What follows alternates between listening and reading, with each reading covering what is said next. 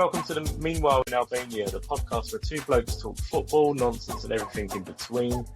My name's Ricky, the occasional England optimist, holding this thing together, well, just about. And I'd like to introduce you to Travis.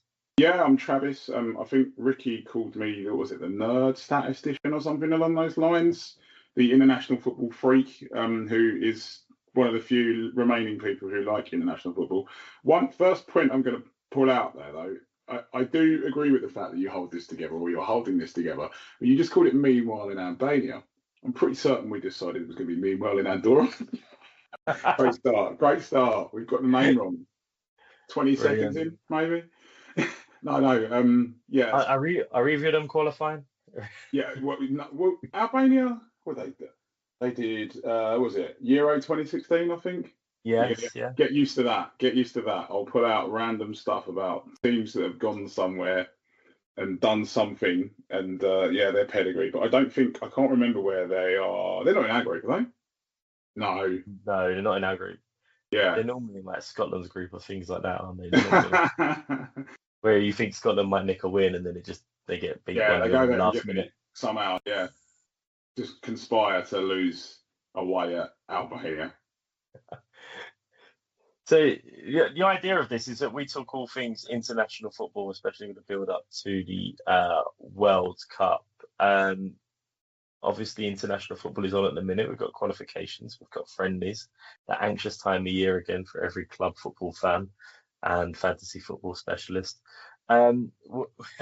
So what's your views on international football at the moment, Trev? You've always been keen on it, as you say. You're one of the last people who think it's fun.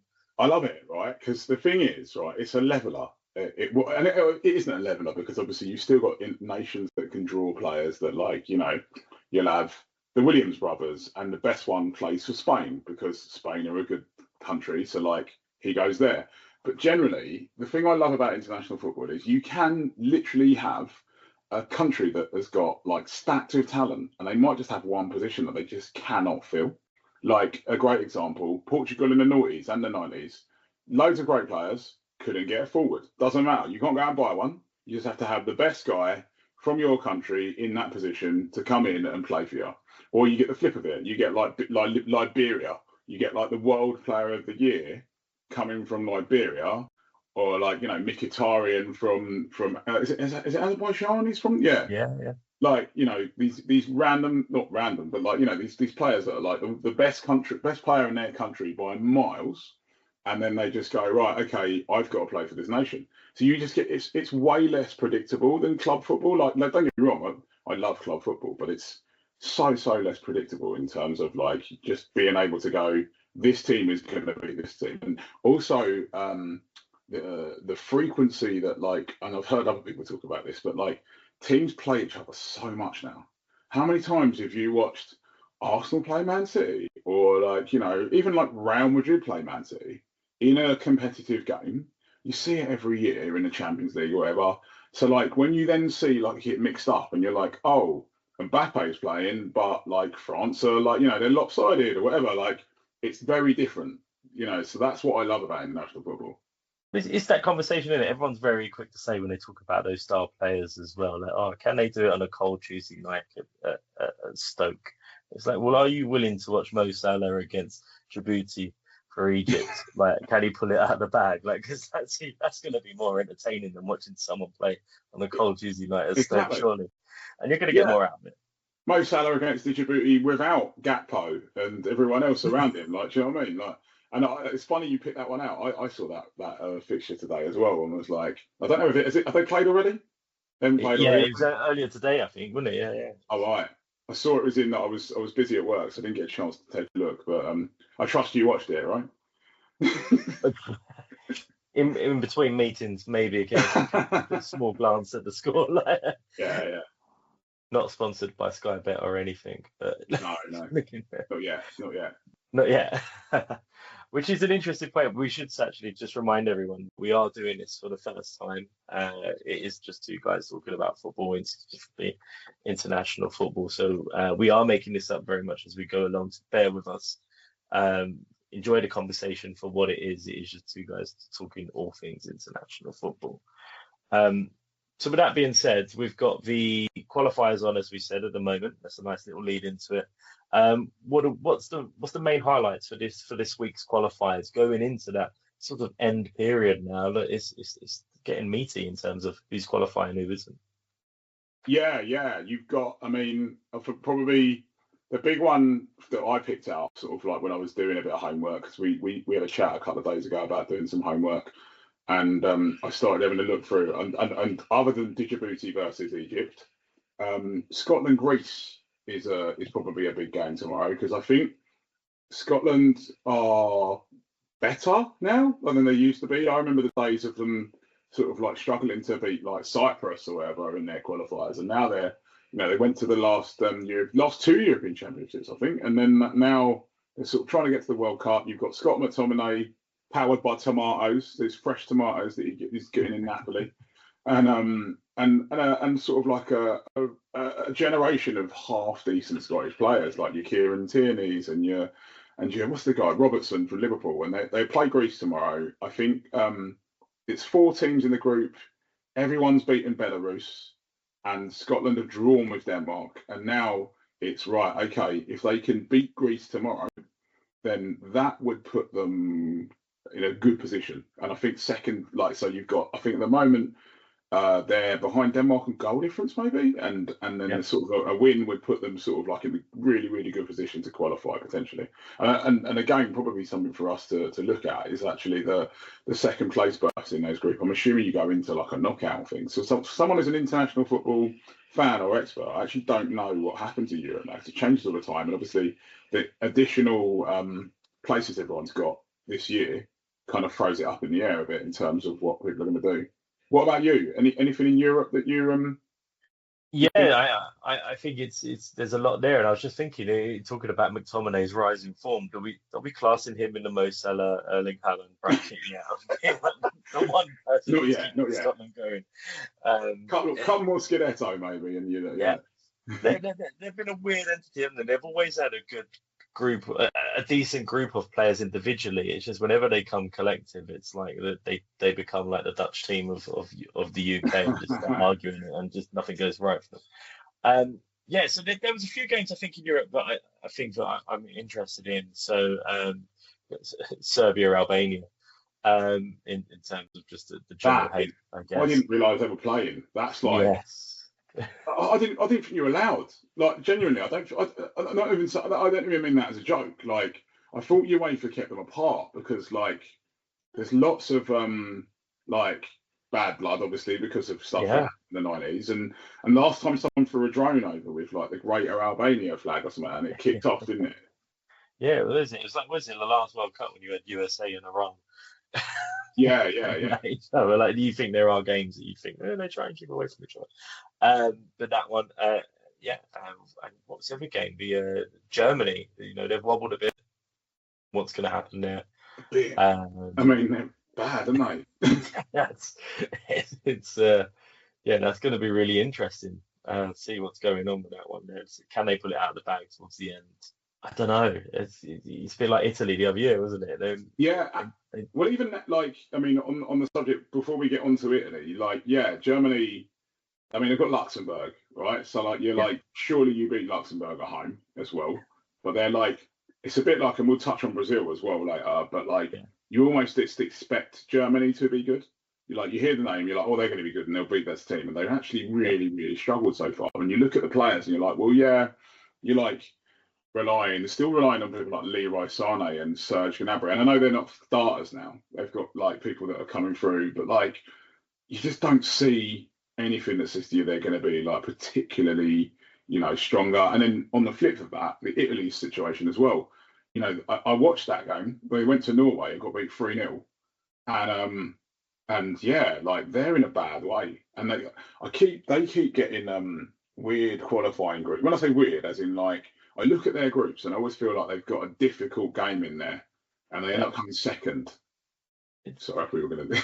No, it's mind blowing with Italy. I think it's exactly like you say. You expect them to be good, and then suddenly it doesn't quite happen for them. You hear the name, didn't you? Yeah. Just Italy. You think, well, they could be good at football. Yeah, no. And yeah, this generation of Italians and Germans are actually a little bit underwhelming, and Brazilians, as we'll touch on a bit as well. I say, especially when you think Italy, there's been recent champions. It's not Yeah, that long yeah. ago. So it was like, what happened? What was so bad? It wasn't like they were all old. They had a bit of an Asian squad, but not terribly. Like it's what's gone on there. Is it coaching? Is it like that, that's the thing for me? Yeah. I'm like, is it that they're like? So you look at like they in Euro 2016 they were coached by Kone, and they were quite good, right? They knocked Spain out, quite good. Got beat by Germany in that. Then they didn't qualify for the next World Cup, and you're like, okay, you are still actually rubbish. And then and then they go to Euro 2020 and win it, like you say, and you're like, oh, actually, they have got some good players coming through, maybe like they got Donnarumma by that point, and they're kind of like on the up. And then they then don't qualify for the next World Cup. And like, yeah, you have, and there's actually something to kind of talk about on the flip of that as well, the whole North Macedonia thing. But like, yeah, they don't qualify for the next World Cup, and then you're like, okay, they go to Euro 2024. I didn't think they were great. They got out by Switzerland, I think, and they looked rubbish. They looked a bit old and slow, and they played. I think did they play Albania? They might have played Albania at the beginning of that. Yeah. When they conceded a goal after like 20 seconds or something. And, yeah, that's it. And so like, yeah, there are cracks. There are definitely cracks in that side.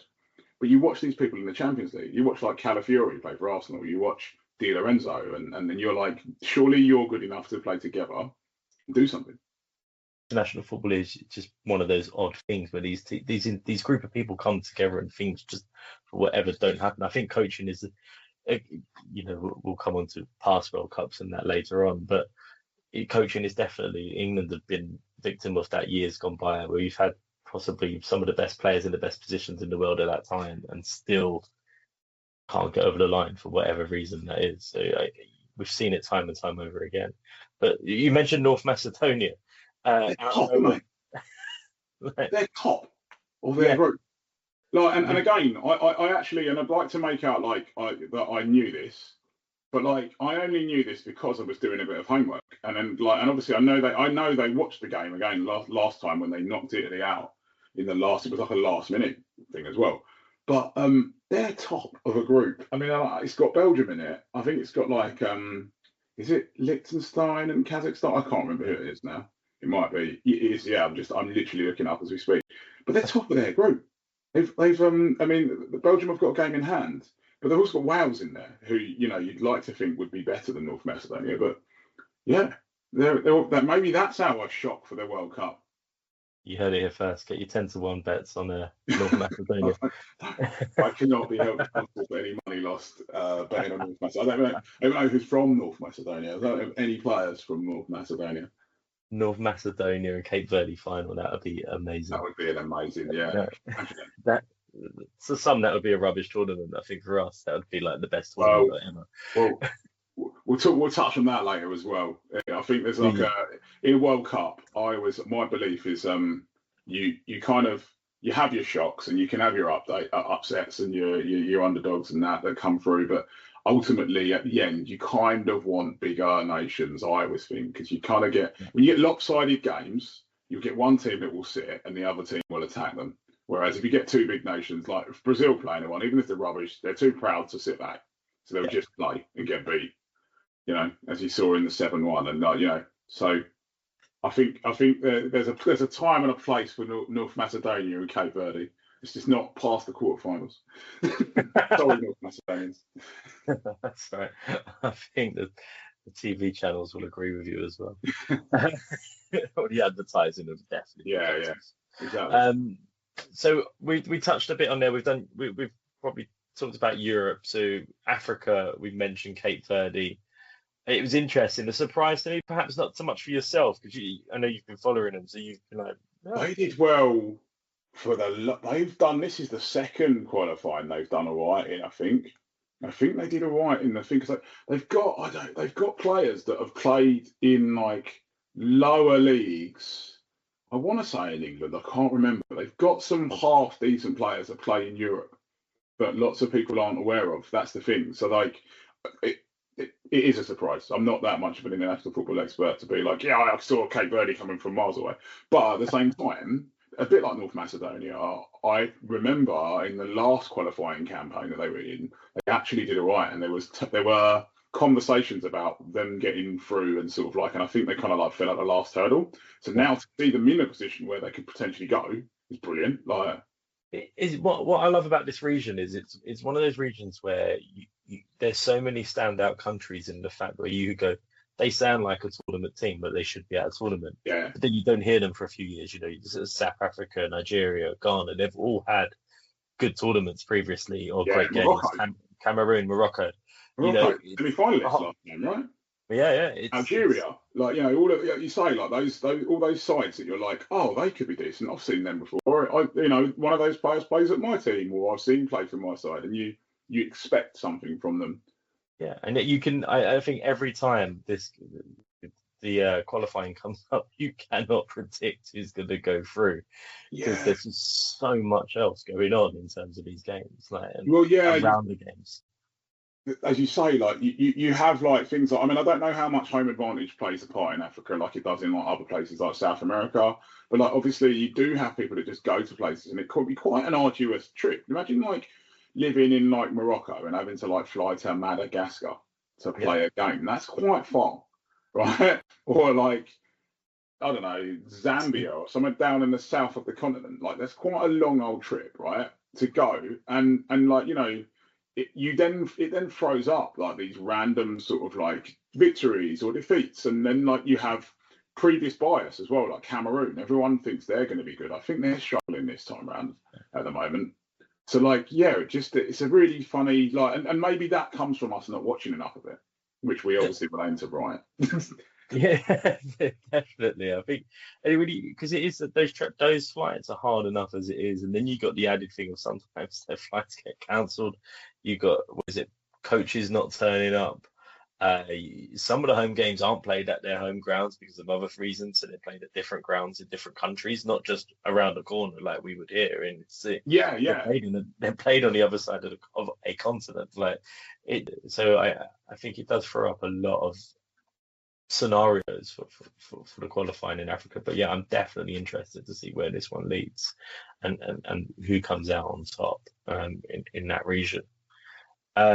Next, we've probably got Asia. The sort of the final round is looking a bit where like 6-pointers really in every game. You got what Japan and South Korea look comfortable, but Australia, Iran, Saudi Arabia, they're all there, but they've all got tricky fixtures as well. So it's going to be a close one, I think, for this one. Again, there's not really any standouts. You feel like the same teams potentially from Asia at the moment just qualify every time at the moment because of the way it's set up.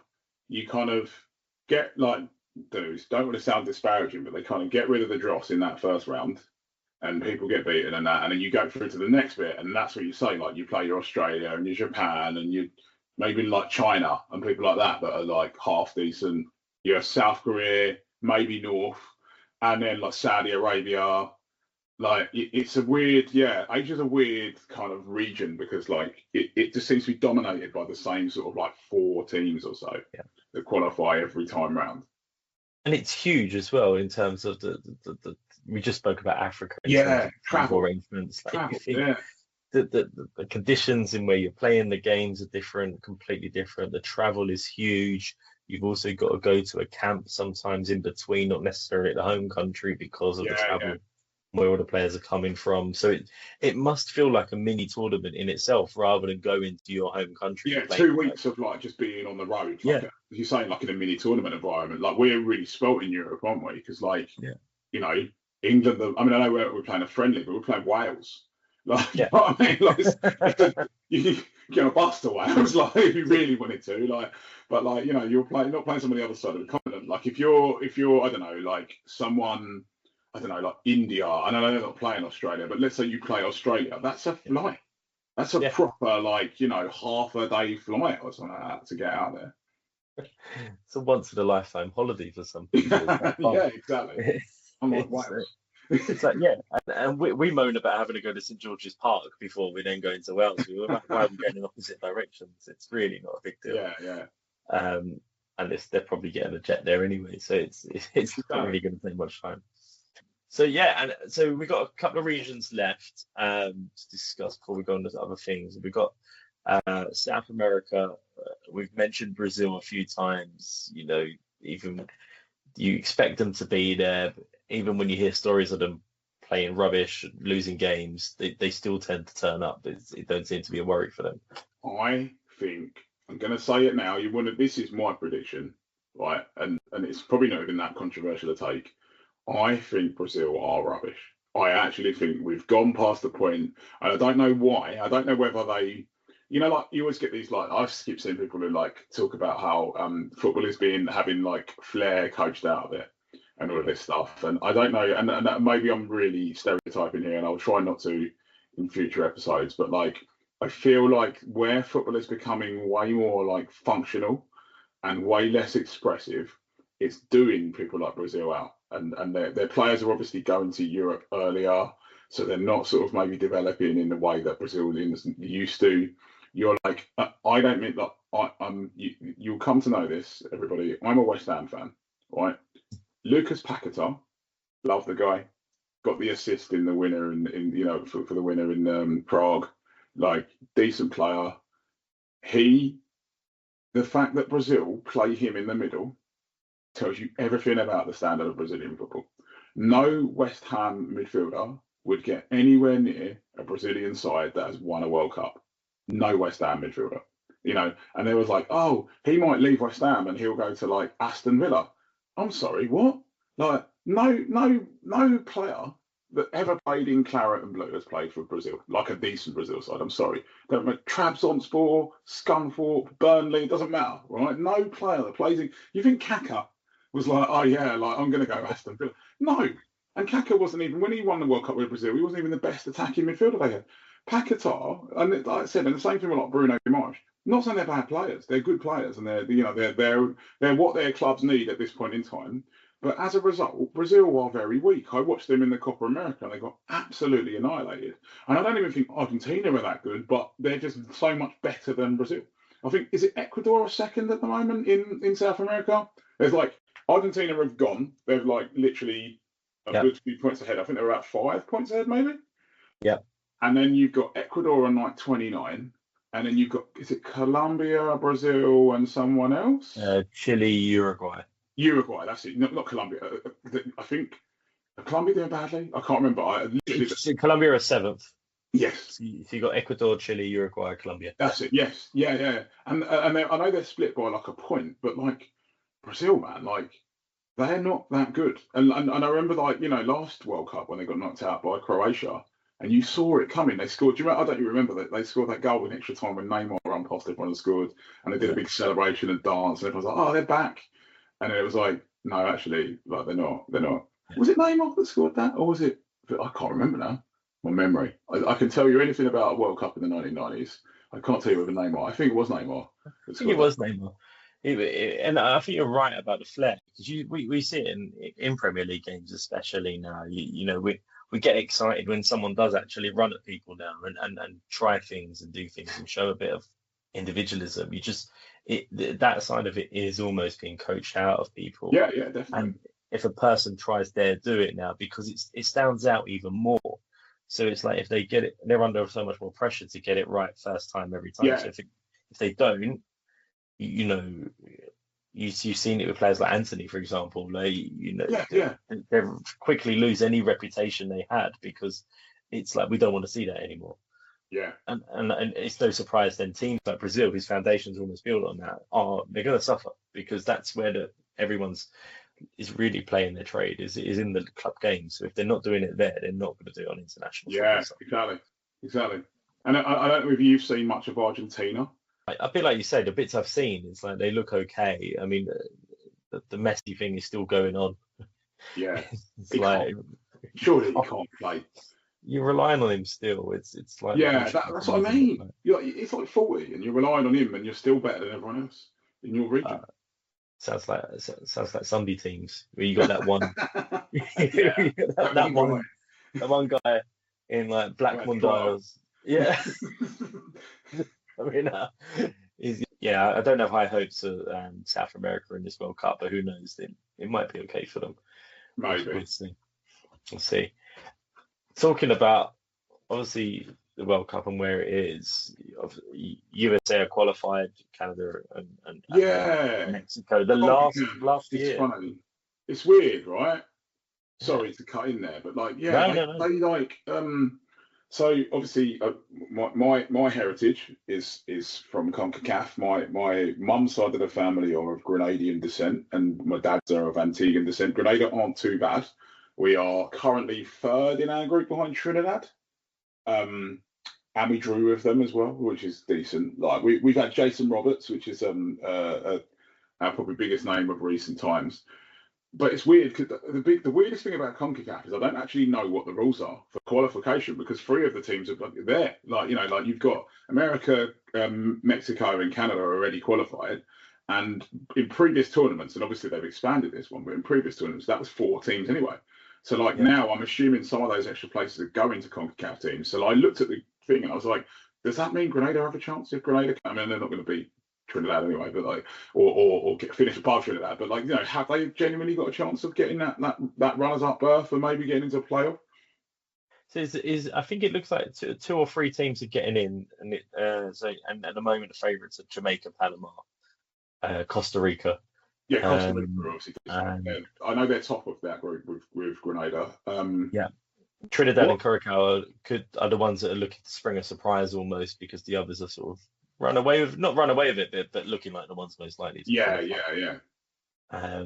But there's always a surprise result in these games, right? They're hard to predict. So yeah, I'm interested to see what happens with Trinidad if they look through. I mean, Panama, that'd be amazing to see them in the World Cup as well. We beat them, didn't we? They were in 2018. Do you remember that? Jesse Was that in Lingard. 2018? Yeah, we beat them 5-0, 6-0. Harry Kane got a couple, Jesse Lingard. So I told you Oh this. wow! Get used to this, guys. Get used to this. Like, I must have just thought it I'll was one of start with those, that. pre-game qualifiers we played. I remember going to see England Trinidad at Old Trafford, Oh and that yeah, was I like remember that. 5-0. Who Yeah, crashed into the robot? Who crashed that into was the robot? it. No, Yeah, yeah. that was Jamaica. That was Jamaica.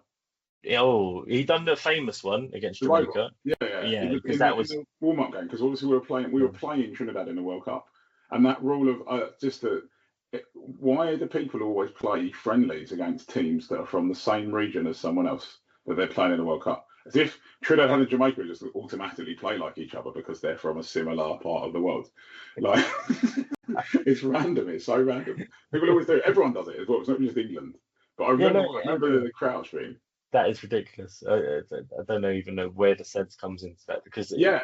these countries are so different as well. It's not like the brand of football is the same. Like No, it's not like I don't even. I mean, I don't even know what the brand of football in Jamaica or Trinidad is. Like whether they've got a style, tiki-taka or long ball or something. I don't know. Like, that'd be amazing. Amazing. We'll define a brand. Maybe that's something we ask people to send in. What yeah. would you define it as? And I guess finally we've got Oceania, which it just seems too far away to be included in the Asia group. New Zealand versus everyone else. Yeah, that extra hour on that flight from Australia is like no, or extra few hours, I should say. Yeah. So yeah, so who you got? You got New Zealand probably second in New Zealand's group or something like that. Like Tahiti and Fiji are improving. Yeah, they're getting on. But again, the only bit of insight I can offer beyond the fact that New Zealand are probably absolutely going to batter everybody there was I remember Tahiti going to the Confederations Cup in 2013 and getting battered there. They got beat. Was it 9-0 or something? Or like something silly, like by Spain or someone. I can't remember who it was, but I remember literally watching that and being like, why is this? And I don't mean this disrespectfully, but like just being like, why is this team here? They're just not strong enough to be playing football against these guys. And but like I think they're second, which then the mind boggles what would happen if you put like American Samoa against like Spain in a competitive game. It sounds more like a rugby game than Yeah, it's yeah, isn't it? it's a football game. We get some really confused fans turning up to that stadium. It would be hilarious. Um, so yeah, so that's really a good roundup of really all the things to come. And we've spoken about some of the really potential well, surprises, if you like, in terms of who we'd expect to see there. There's a team we haven't really touched on and thinking about. We talked about who's locked in, who's still alive, and that thing. But I know you wanted to talk about Norway, and they seem obvious in terms when you look at their squad, but Yeah, it hasn't been something that's been obvious the last few years. yeah, yeah. They had like a period in the 90s where they were obviously good. And then then they like dried up. Like all the Norwegian talent went away. And then obviously Erdegaard went to like Real Madrid age like 16 or whatever. And then Haaland turns up and he scored like, was it 10 in like a under 20s World Cup game or something against Honduras Yeah, or something? And then like all of a sudden they've just got their acts together, haven't they? And they're top of this yeah, group with Italy. I don't see. I mean, partly because Italy aren't as good as they used to be, but I don't see how Italy pass them and stop them going to the World Cup. So that'd be yeah, wicked because, like, it'd be nice to see, like, when you much like when I talked about the whole George Weah thing, like, and yeah, him never being able to play in a World Cup, and like George Best not being able to play in a World Cup. yeah. It will be nice that Erling Haaland potentially will be able to go to a World Cup with his country and like kind of see how he gets on.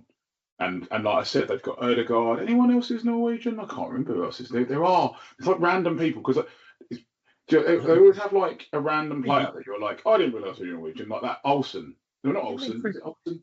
Josh No, King was no, Norwegian. That was it. Do you remember Josh King that played for like Blackburn or something up front and that the mixed race yes, guy? And he was yeah. Norwegian. Like, like they just have random players that like that you go, oh, I didn't know you were you're a thing. I'm looking it up now. I want to see what they look He was like, nor did I until like the coach came and told me about my granddad. Like, like. you probably get a lot of that, I guess, on some of these teams as well. And why not? Like you say, if it gets them to a World Cup, I think it would be great for the World Cup to have these players there. That's what you Yeah, want. yeah, yeah. So you've got Christopher Ayer, who's at Brentford. Don't know him. Absolutely don't know him. You got another guy, David Muller de Wolf, or Muller Wolf. Sorry, not de Wolf. I'm thinking of John de Wolf. David Muller Wolf. That's at Wolves. I'm trying to find Sanderberg from Fulham. It's a Norwegian guy. Oscar Bob. There you go. Look. Did you know Oscar Oscar Bob was Bob. Norwegian? I forgot about him. Why? I forgot about him. I did actually know that, but I completely forgot. Then you've got Alexander Sorlov from Atletico Madrid, who sounds like he should be Russian, but I forgot about him as well. Like so, like you've got players. That's what I mean. They've got players that are out there, playing for decent clubs in like Champions League games and stuff. Yeah, yeah. And yeah, they're going to go. I can't see how they don't really. And they're No, quite a young team as well. It looks like it. it is a young team, and they are playing good football together as well. I mean, and when you see what Erling Haaland's scoring as well in those games, Yeah, it's that's the thing. ridiculous. You've just got that, and you've got Yeah. that threat of like if you can stay in a game, he's gonna like score like 5. Was it they also beat was it Moldova in one of their qualifiers like 9-0 or something 10 silly? 0 it was 10-0, Yeah, and he and scored he got 5, home. wasn't it? Yeah, that's what I mean. Like he just like I said, you give it to him, he scores. Like and he's an absolute beast. So that'd be really good at a World Cup. Be interesting to see. Just not against England, please. Dare we talk about England? I know, like you know me, and I don't really. I confess, I obviously I'm an England fan, and I watch England, and I watch all their games, and I can literally tell you everything about England at the World Cup, pretty much from the first time we ever qualified in 1950 to the present day. But I never really talk about us loads because I'm quite pessimistic about like I think sometimes we're overhyped and stuff, and like it's very like I don't know, it's a really hard one, England. Much like we were like a Jude Bellingham overhead kick away from limping out of Euro 2024, and then we got to the final, and it's like actually we had a decent tournament, but like did we have a decent tournament? I don't know. Like so we're such a weird team in that sense, and it goes back to your whole thing about coaching as well. Maybe well, is it coaching? What's your opinion? Definitely. I think there is a lot to be said for it. I think with England, I'm a pessimistic in that sense. we get overhyped way too much before a tournament, and that's always been just a tradition of the culture, if you like, within the country. Um, I've always liked to say, well, let's see what team turns up in the tournament, because wherever tournament we've been in, we have to build into it. We are a typical tournament team. Yeah, we never start well. We never The start first game's always rubbish. Yeah, it's always a draw or a loss, a 1-0 loss or something like, or 1-0 win. It's never exciting. And then we build into the games, but we never seem to look comfortable. well. No. You know, like I think even when we got to the semi-final in 2018, it was like we were relying on set pieces and things like that. But Yeah. it's like it's those sort of things. But then when you look at the group of players, and I think it was the first time earlier this week I heard Steven Gerrard be really honest about it, brutally honest, talking to Rio Ferdinand about it. Like he was like, we were egotistical. We had the golden generation, the best players in best positions, but none of us liked each other for whatever reason. And he was like, we don't get on. Like, I'm going to say something really controversial here, and it's taken hard. It's not even not even a full pod for me to say it. I actually think the golden generation is the biggest example of a really overhyped England team. I'm not saying they weren't good players, but they played club football alongside very, very good club players. If you look, I think, and I say this all the time to people, but if you look at our performances at major tournaments in the noughties, right, I'd say we peaked at about 2004 to 2002. We were good. 2004 we were good, and I'll talk about this later. We definitely have another episode where we go in on England, right? 2006 we were absolutely terrible. I remember going to that watching that World Cup and being like, we are bad. We like struggled against Paraguay. We struggled against Trinidad. We struggled against Ecuador. And everyone's like, oh, can you believe we got knocked out by Portugal? Yeah, I am. I can believe we got knocked out by Portugal. I'm surprised we got that far. And then, like, we didn't qualify in 08. And that's the same side with Gerrard and those guys. Yeah. Didn't have a hard qualifying group in 08. We had a qualifying group. This is the thing. So we drew with Macedonia, 0-0. And that wasn't North Macedonia. It was regular Macedonia back then. And we were the former Yugoslav Republic of Macedonia, and we drew 0-0 at Old Trafford against them. We drew in Israel 0-0. We lost in Russia 2-1.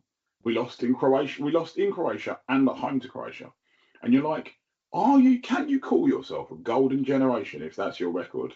And then we went to the 2010 World Cup, and we're in a group with Algeria. We drew 0-0. America, we drew 1-0. And I think it's Slovenia, the Jermaine Defoe header. Me and you were together. We watched that. Do you remember? We went out and watched that one. And the point I'm making is I'm like, I appreciate that Steven Gerrard was a good footballer. And I appreciate that Frank Lampard was a very good footballer. And the same thing for Michael Owen and Wayne Rooney. And I'd argue that Wayne Rooney was probably one of the best in the world in his peak. And Michael Owen, you could argue, but his peak was a lot earlier. But I just don't know whether, I think they relied on other people being, like, they were in good teams. Wayne Rooney was in a good Man United team that won the Champions League twice, or once, yeah. It's true. I think for me, that golden generation ended at 2002. I think that was it. It's the best time when they were all together, and we were great then, yeah. Yeah, when they were all likely to be really good and pull ourselves through something, and probably had the tournament that reflected that in the games they played and the score lines and stuff. After that, it's like you said, we weren't as good as everyone thought we were. We just thought because we've got good players, we just picked them up as. And if that's the stuff you're saying about Gerrard as well, like the stuff where he's saying they had egos, it's going to be a disaster. You're going to not qualify for tournaments, so you're going to get knocked out in the group stage. Like, you've got a bunch of egos in a room that probably aren't, as good as they think they are. Yeah, it's going to go disastrously, which is exactly what happened. So you hear him talk now, and it's very true. You look at these people working together, Gary Neville, Jamie Carragher, they look like they've been best friends for 20 years, as he says. Yeah. Scholesy and others, like, they all get on and they talk really well now. But 20 years ago, they didn't. And it's like, you look at the England team now, they're all best mates, no matter what club they genuinely are, aren't they? They generally are best mates. They all look out for each other. They all keep an eye on each other. They all support each other. And I think that's been England's biggest difference, which carries them through the last few tournaments, is they are genuinely all playing for each other. And I think that's what's everyone's social media helps obviously seeing that more. I think everyone's buying into the team in a different way than perhaps what we were doing it last time. It was, oh, it's another tournament, so it means automatically England are going to win. We're going to release a load of songs. We're going to go for it. You know, I love as well, actually, that I was just, before you said about the songs, the squad reveal videos. Do you remember the last one? Those are brilliant. Those are actually, we nailed that. Like, no one's got a video as good as that, like, of all the other countries I've seen, or any sort of way of announcing their squad. That was brilliant, the one we did for Euro 2024. That was absolutely. And I think the one before was good as well. I can't remember what it was now, but yeah, I remember thinking to myself, that's good. Was that the one where they did the original clubs? Was it or something like that? Was that the original clubs when they had their T-shirts or something from their? Something like that. Yeah. So I mean, like, we won that then. We won that. The squad announcement videos. There's a squad announcement video. You've never seen that. There's got to be a trophy for that. Yeah. I mean, there's lots that we've covered tonight and lots that we've gone through, and we've sort of set up other episodes because I think we've got lots that we want to discuss. You know, we definitely got to have one when we going in on England, and talk about future past World Cup memories. We haven't even talked about where the World Cup is yet, where it's going to be hosted between the three countries. We're doing whole segments on host cities, and the controversies related to that. You know, are they actually going to be held? But they've said they're going to be held. FIFA have got one view. I mean, it's as a World Cup purist, I'm like, God, what's wrong with that, man? I'm just glad that FIFA have already sort of trying to draw the line in the sand with that. So I think there's actually quite a lot to look forward to in the next episode, actually. So if we could probably save host cities for the next one, and we'll look ahead at World Cup memories, upsets, favorite players, and so forth. And obviously a roundup of what's going to happen this weekend, because there's still lots to happen, and we want to know what goes on. And see if Scotland actually beat Greece. It depends how many tomatoes McTominay has. Let's go. So I think we'll wrap it up there. Thanks everyone for listening. If you stayed with us for the whole thing, hopefully you have and enjoyed it enough to listen again. So it's a goodbye from me. Goodbye from me as well. And thanks everyone. Cheers.